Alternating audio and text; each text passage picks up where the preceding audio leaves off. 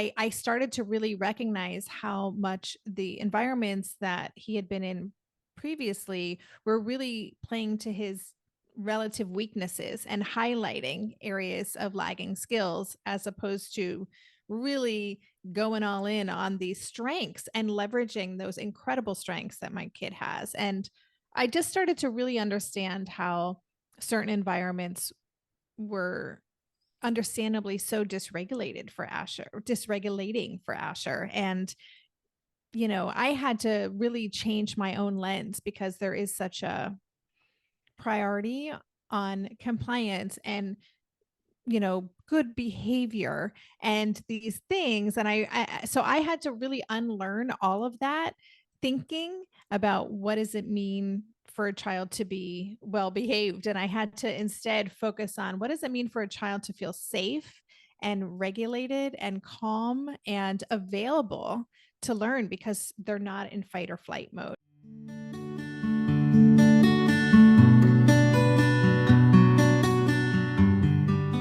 Hi, welcome back to Mother's Guide Through Autism podcast. I'm Bridget Shipman, and I'm your host. Today, I'm speaking with Debbie Reber. Debbie is an MA and a parenting activist, best-selling author, speaker, and the CEO and founder of Tilt Parenting, a resource top-performing podcast, consultancy, and community with a focus on shifting the paradigm for parents raising and embracing neurodivergent children. Her most recent book, Differently Wired, A Parent's Guide to Raising an Atypical Child with Confidence and Hope, came out in June 2018. After living abroad in the Netherlands for 5 years, Debbie, her husband, and Differently Wired teen moved to Brooklyn, New York in 2019. I am most certain this interview is going to give you lots of great information about the work that Debbie is doing out in the world and the important paradigm shift that she is creating. I hope you enjoy this interview, and don't forget, if you like it, please like and subscribe our YouTube channel so Joseph and I can continue to grow and spread our message of hope, knowledge, and inspiration. Enjoy the interview. Hi, welcome back to Mother's Guide Through Autism podcast. I'm Bridget, and I'm so excited to be talking with Debbie Reber today. She is our guest. As you heard in the introduction, she's done so many great things on so many different levels. So welcome to our show. Thank you, Bridget. I'm really happy to be here. So Jen, like any of my listeners know that I love a good story. So I start out with the story. So if you would be so kind to be vulnerable and just whatever you want to share about the start of your journey and a little bit about how you got here. Yeah, sure. I'm happy to talk about that. So, I always like to say that this was not my career plan, what I'm currently doing. That was not what I visualized as a younger person in college. This is what I'll be doing with my life. But I found myself raising what I call differently wired child, which is something we knew from pretty early on. I have one child who is now 19, and yeah, I don't know what I expected as a parent, but it was definitely a more extreme form of parenting than my friends were going through with their kids. And I felt so prepared to be a parent because I'm a researcher and I have access to so many tools and resources. And I found myself completely floundering and not knowing what to do. My husband, too. The two of us together were like, what is going on? We're doing the same things our friends' parents are doing, and we're not getting the same results. And we just kind of knew from very early on that it was going to be a complicated journey. We have a very tricky child, complex human. I was reading all those books, right? The raising your strong-willed child, setting limits for your spirited child. And I have this kind of graduation of the books that it was the explosive child. And, I just kept needing more and more resources. And just over the years, through preschool and elementary school and struggling in different environments, we started to get more information to help us figure out, first of all, that my child is neurodivergent, is twice exceptional, has ADHD, has gotten a diagnosis of autism, PDD, NOS at a very early age. And we just started to really discover, okay, this is going to look different, and our child is moving through the world differently. And we've just kind of navigated a very unusual path. We went through several schools, and 3 schools, in fact, in 3 years as we were figuring this out.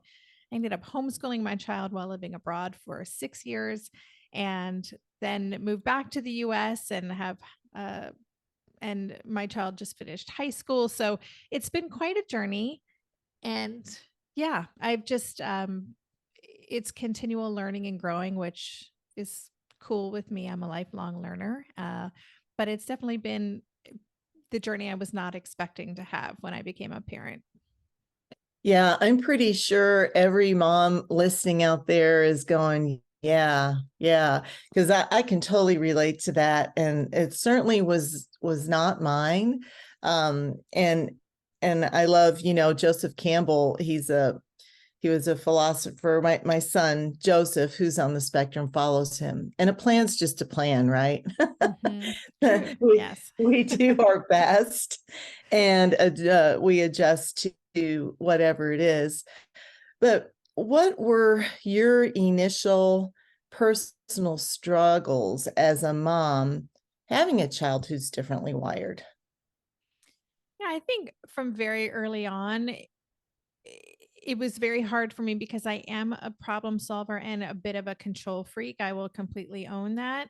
And so and I'm used to being good at things. I'm used, I like to feel competent and I know what I'm doing and I can figure things out. And so just on a personal level, I struggled with feeling like a failure, like feeling as though I was being judged by other parents, by, other parents in my kids' preschool because I had that kid, right? And so on an internal level, I really had to, kind of confront my own insecurities about what other people were thinking and what did this mean about me as a human moving through the world myself. And so that was one of the biggest struggles kind of internally. And then of course externally there were a lot of struggles around figuring out, what do we do? Like, what is the right environment for my child? How do I navigate getting this child the support that he needs, and finding the right educational fit, because my child is also profoundly gifted, so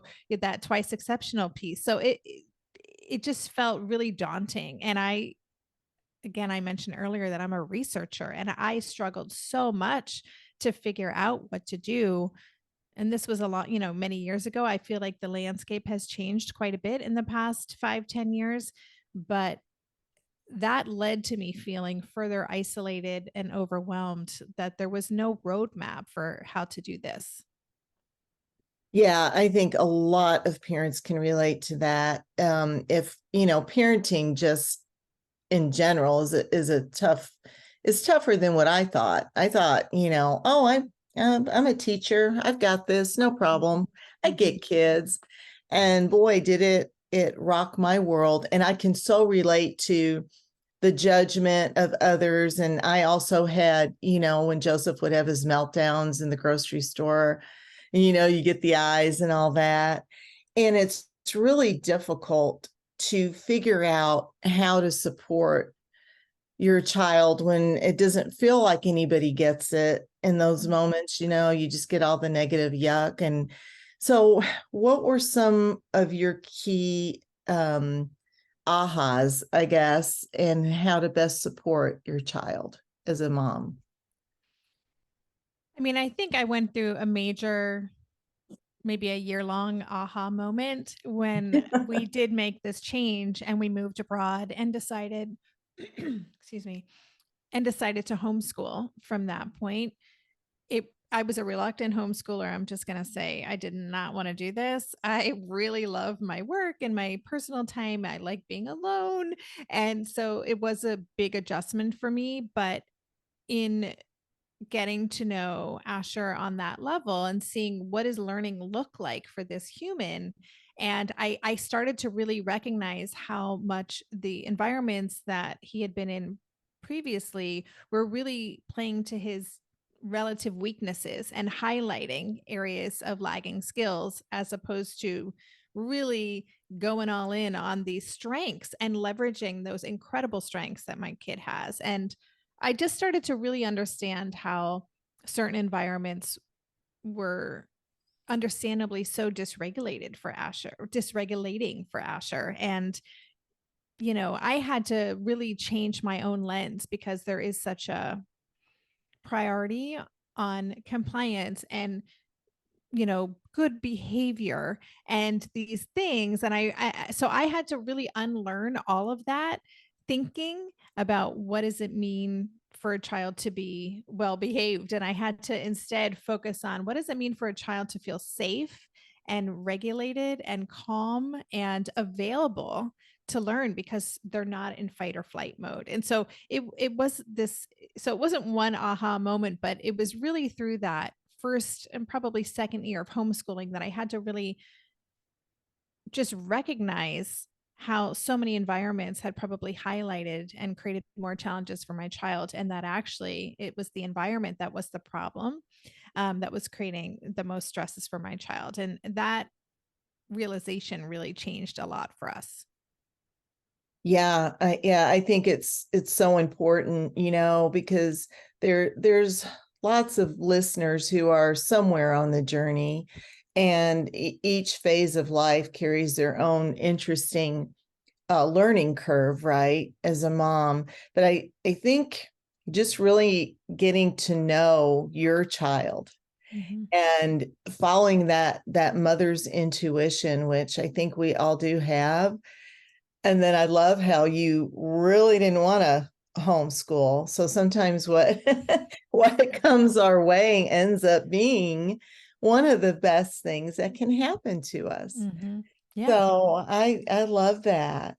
Yeah, and I will say that I again, 6 years I homeschooled this kid, and it within a year or so, I really more than anything felt like it was an honor that I got to have this time with my child. Like it really that we had that relationship and that connection, and we're still very close. Um but 19, it's a very different beast than an 11-year-old. But the fact that I got to experience those years and be such a foundational part of Asher's journey educationally, and we discovered things together, and it was really special, and I'm so grateful that I had that time. So I wish I could have told the earlier version of me, who I had well-meaning friends telling me for a couple of years, this is a kid who needs to be homeschooled, and I was like, that is not happening. So it was a hard pass for me for several years. I wish that I had told my could go back and tell my younger self that actually this is going to be an incredible gift that you get to do this. Yes, and I think though your message, what you're doing now is giving those moms who are listening an opportunity to really hear it from somebody who's done it and did resist it and didn't want to do it and then did it. And yeah, I can relate to so much of what you're saying, because I think that's why I do what I do too, is because if I could go back and tell young Bridget, hey, you got this. Mm-hmm. Don't worry. Joseph's going to do amazing things. Just stay with what you know Mm-hmm. and Yeah. grow. Yeah. Yeah. I tell Joseph all the time, he's been my best teacher. Yes, absolutely. Yeah. Yeah. I think you're feeling that as well. And so you did that. You had almost a year-long aha. And I just listened to your TEDx. You did such a great job on your TEDx talk, and so I would encourage any of the listeners to check it out. It's online, and you talk about differently wired people, that they are the key to innovation, but we as a society are failing them Mhm. to succeed in many areas. Can you talk about that? Yes. And yeah, the story that I shared in that talk was how Asher in second grade started a side hustle of selling these origami Pikachus. Ash was really into origami and had apparently a sense of business acumen, which I did not know. And it was fascinating to watch, but it became kind of a big challenge in the classroom management situation. And there was like a rival business that started up, and it was kind of a big deal. Anyway, that was one example of how my child was often just perceived as a disruptive human, right? Disrupting the classroom, disrupting the flow, and that is a word that had come up multiple times in his young life.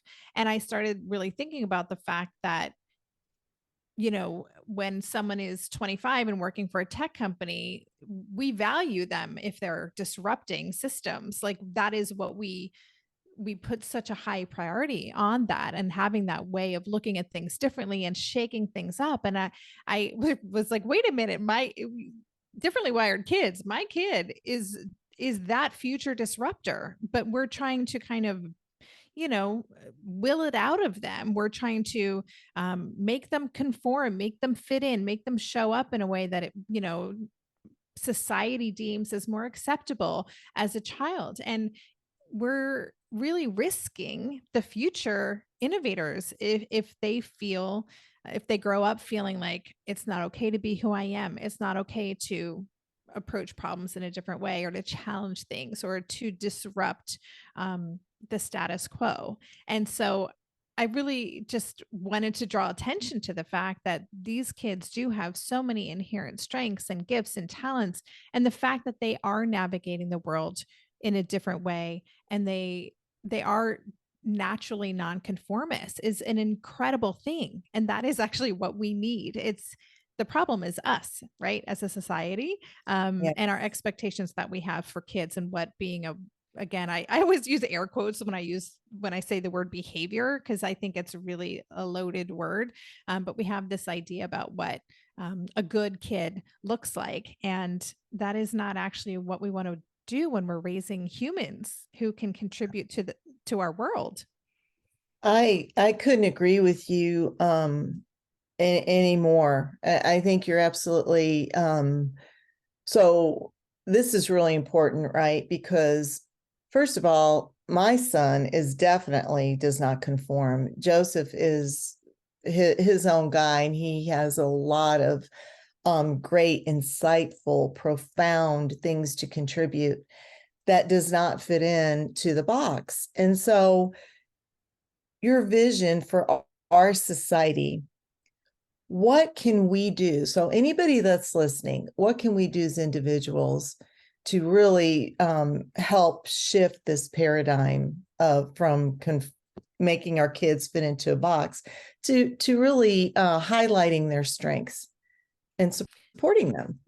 Yeah, I mean, I think we have to check in with our own internalized ableism and see how that's showing up. I think that's kind of the biggest thing, because we it's invisible to us for a lot of us if we are allistic or neurotypical, that we're not really looking at the way that many environments and systems in our society are not designed to respect and embrace neurodivergent people. And so we have to kind of take the blinders off and see that, and recognize ways in which we may be contributing to that. If we have voices in certain environments, we want to use those voices. If we're, I always think about parents on the school board or in a PTA, and if you have a lot of power in that, and if you can recognize that actually our school is inclusive says it's inclusive, but in actuality, this is what it's looking like for certain students. And here's how we're not supporting these students. Use that power and that voice to make change in those environments. It really is going to take all of us to shift this paradigm, but we can all play a part in it. And again, going back to recognizing where we are on our own kind of journey, and then thinking, where do I have power and influence in here? And how can I make sure that my workplace or my kid's school or whatever it is more supportive and accommodating to people with neurological disabilities, to all differently wired humans.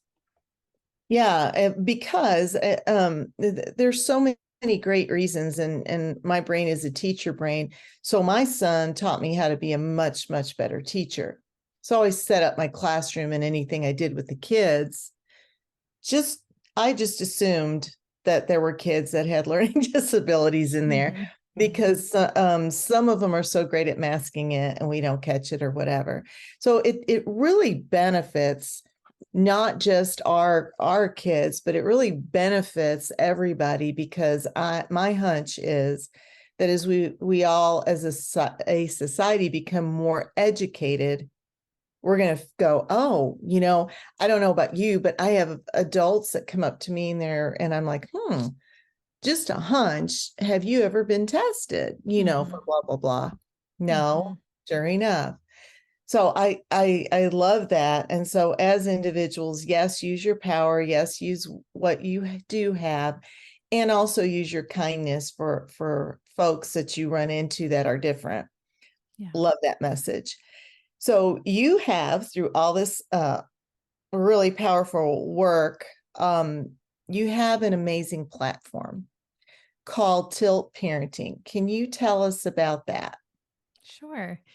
Yeah. So when I was in those early years, my personal dark ages, I again was so frustrated with how hard it was to find resources. And the resources that I was finding felt like real bummers. Like the websites were, the messaging, all of it, the ethos was like, you have a problem, we can help you fix it. And I was like, I don't have a problem, my kid does not have a problem. And so I was so frustrated with just the tone of so much of what I was finding. And so because I'm someone who always creates, always have in my life created what I wish I'd had or what I needed, I always knew that when I'm in a better place in this journey, I am going to create something so that parents raising kids like mine don't feel like they drew the short straw and that they're in this club that they do not want to be a part of. So I kind of had that in the back of my mind. And I always have to have multiple projects happening at any given time. And I'm a creator. That's what I do. So when I was in a better place in this homeschooling journey, it started to kind of come together, and I'm a podcast consumer, and it started as that. I'm like, I really want to just share resources with parents so that they have access to these experts, and let's get the conversation started. So yeah, so I actually spent a year, I'll say, exploring what tilt would be. I I researched, I talked to so many parents. I really looked at it as a movement. In fact, I called Tilt a revolution when I launched it because I saw it as a revolution to shift this paradigm. And so I spent a year researching and talking to parents and thinking about how to message, content so that it did inspire people to feel that they have a voice and that they can be part of this change. And so, yeah, I launched it in 2016 with a podcast and a manifesto. There's like a lengthy manifesto on that website as well. And it just kind of grew from there. I started with nothing. I always joke it was like my mom, my sister, and my husband were like in my Facebook group, my first listeners. And I can relate. yeah, and I think the language of differently wired was something that was not like that was just not out there, and I started using it, and I popularized that term, and it's ubiquitous now, and that's really cool to see. But I think it really resonated with people because it didn't feel negative. It wasn't focusing on deficits, it wasn't pathologizing, it was just a reality, like there are different ways to be. And So I think it just landed with people. And so it's just grown from there. It's been 7.5 years now. And there are all kinds of resources on Tilt. And my podcast is still going. It's still one of my favorite things. But yeah, I love that I get to do this work and that I get to, yeah, I created the community I needed. So I'm really grateful for it. Well, it shows because you get bubbly when you talk about Yeah. it. That means, you're definitely like leading, and your passion is growing. And I think that is so powerful. And because I just want to get into your amazing career that you had.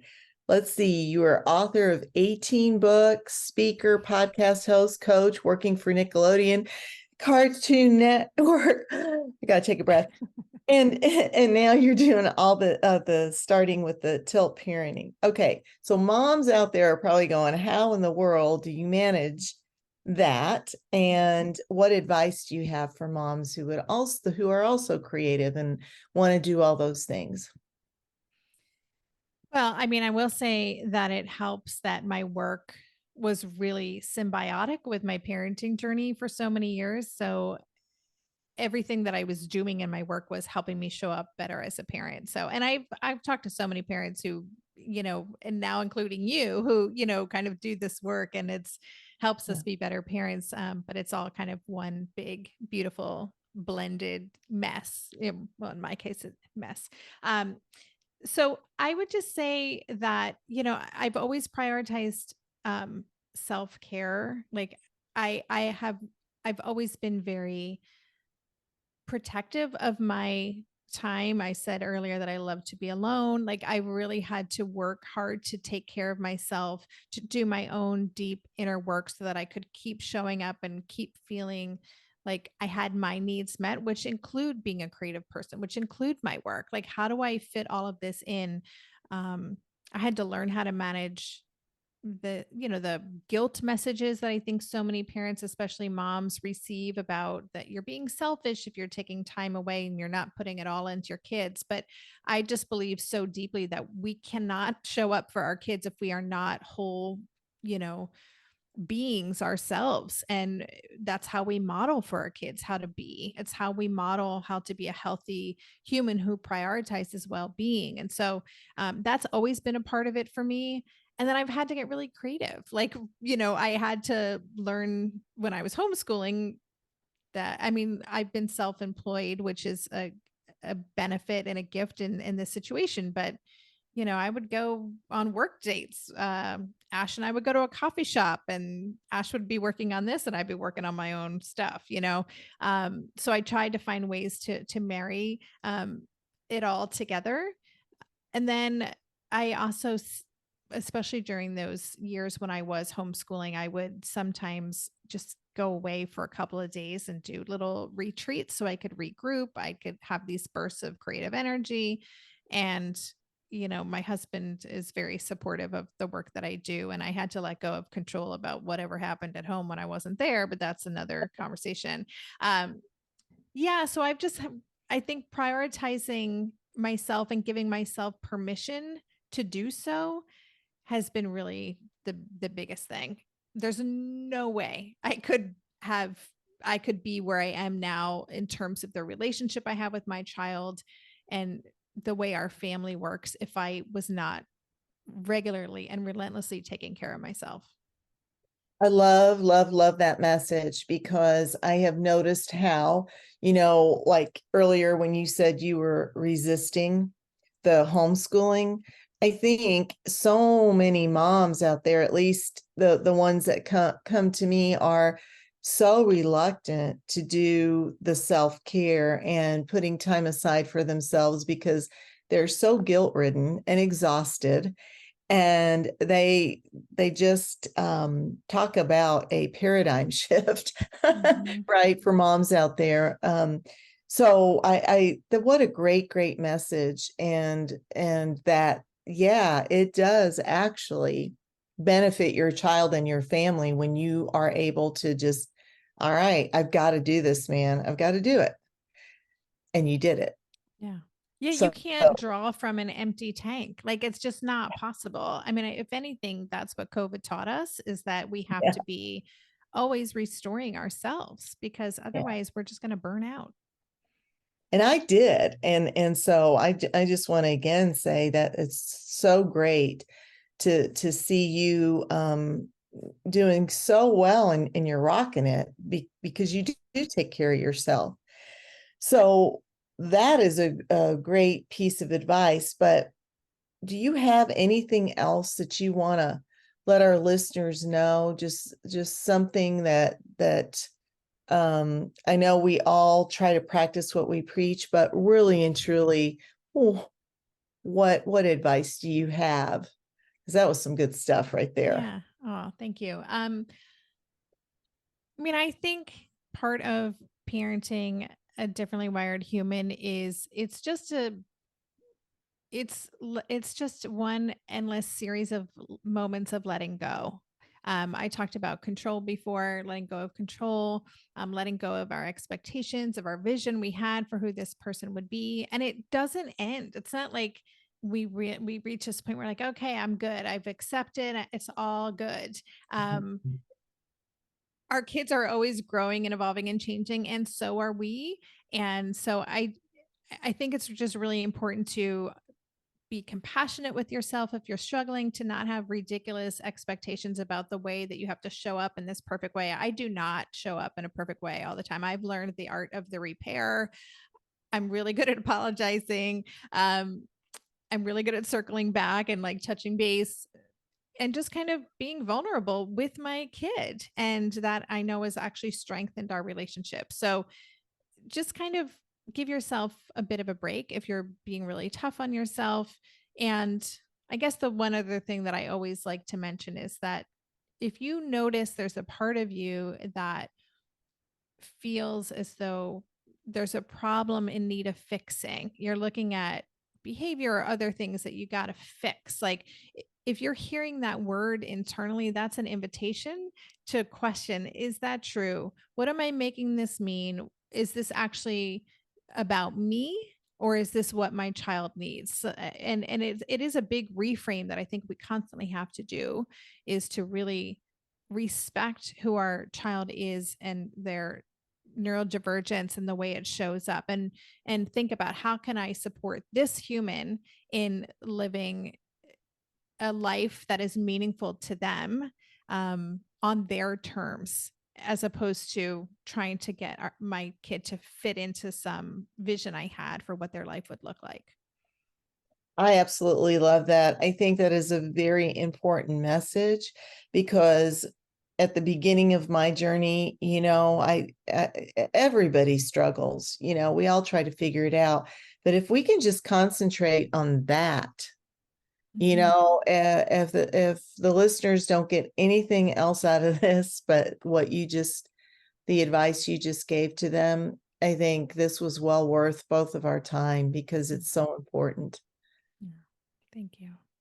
Is there anything else you want to mention before we go?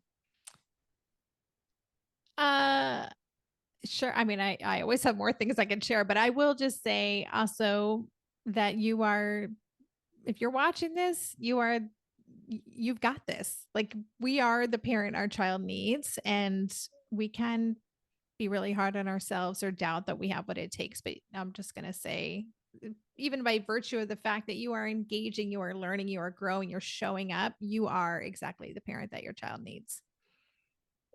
Yes, I second all of everything that you just said. I'm like, yeah, yeah, yeah, because I nod my head all the time. It's like, yeah, yeah. Um, okay, so our listeners are going to want to be able to find you. Where Mhm. can they find you? So the best place is to just go to tiltparenting.com, and that's where you can find all, it's like 340 episodes of my podcast at this point. And I have a differently wired community you can learn more about. I have a school listing that's been curated by our community of schools that are friendly to neurodivergent kids. There's a ton of free resources on there. So at tiltparenting.com, and also Tilt Parenting in Instagram and Facebook. Wonderful. And we'll also share this when we do release this. But for those of you listening, you know where you can go to find Debbie. And I hope you come back to Mother's Guide. Let us know how you're doing, what awesome work is going on, because the work you're doing is going to shift just like the paradigm. And we always want to know what's going on with you. Thank you. So thank you for being here. Thank you so much. If you enjoyed this episode of Mother's Guide Through Autism, please like and subscribe, and please help Joseph and I share our message of hope, knowledge, and inspiration. See you in the next episode.